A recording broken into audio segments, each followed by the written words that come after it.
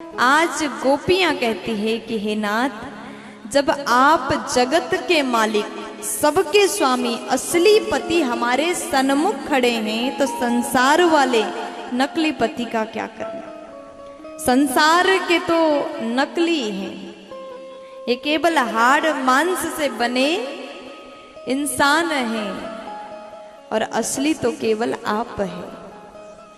आप त्रिकाल सत्य है, पहले थे, अभी हैं और हमेशा रहने वाले सत्य आप हैं। और हम आपके शरण में आ गए तो आपको छोड़ करके हम नहीं जाने वाले। भगवान ने कहा कि ये देखो गोपी, आज तुमने मेरा दिल जीत लिया, क्योंकि ये जो मैंने आप लोग घर छोड़ के आए थे ना, तो मैं जानना चाह रहा था आपका प्रेम, आपकी भक्ति सच्ची है या फिर दिखावा है। कई बार लोग दिखावा करते हैं। आज भगवान बोले कि हमने आपकी परीक्षा लिया और आप लोग पास हो गए। भगवान ने संसार के बारे में बताया, छोड़ करके नहीं आना चाहिए, चले जाओ, वापस चले जाओ। फिर भी गोपियां वापस नहीं गई, क्योंकि भगवान से प्रेम करती है। लेकिन जैसे गोपियों ने इस प्रकार से जवाब दिया, भगवान खुश हुए। गोपियों के साथ में भगवान ने महारास किया।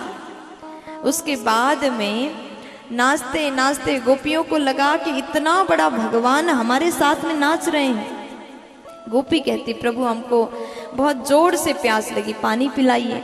भगवान ने जलपान कराया। कुछ गोपी बोली कि हमको तो गर्मी लग रही, थोड़ा पंखा करिए, हवा किया अपने दुपट्टे से।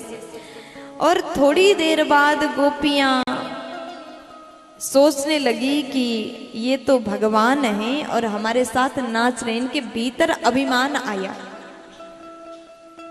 जैसे गोपियों के भीतर अभिमान आया, भगवान तुरंत अंतर ध्यान हो गए। कभी भी आपके भीतर अभिमान आ जाए, कभी अपने भक्ति के कारण भी अभिमान मत करिए। अगर हमने 10 माला कर लिया, 16 माला कर लिया, तो हम 10 लोगों को सुनाते, भैया जानते आज हमने 16 माला कर ली। ये क्या है? ये अभिमान, हमने किया, ये अभिमान है। आप तिलक लगाते हैं, आप चंदन लगाते, आप माला कंठी पहनते हैं और 10 लोगों को सुनाते हैं हम ऐसा, हम भक्त हैं, तो यहां पर भी अभिमान है। कभी भगवान से प्रेम करके भी आपने दुनिया को बताया, दिखाया, हम इतने बड़े भक्त, देखो कैसा प्रेम करते, ये भी अभिमान है। अगर आपके भीतर जरा सा भी अभिमान आया, भगवान तुरंत आपको छोड़ करके चले जाएंगे।